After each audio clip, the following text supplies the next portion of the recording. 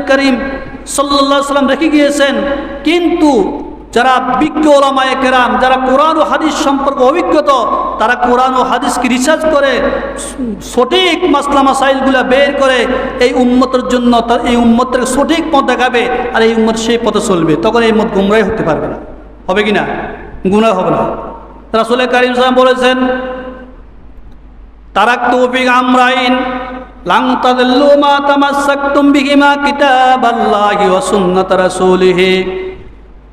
আল্লাহ নবী মুহাম্মদ রাসূলুল্লাহ সাল্লাল্লাহু আলাইহি ওয়াসাল্লাম বলেছেন, আমি এমন দুইটি বস্তু রেখে গিয়েছি, সেই দুইটি বস্তুকে যদি আমার উম্মতরা মজবুত করে থাকে, অটল মজবুত করে ধরে, তারা কোশ্চিনকালও গুমরাহ হবে না।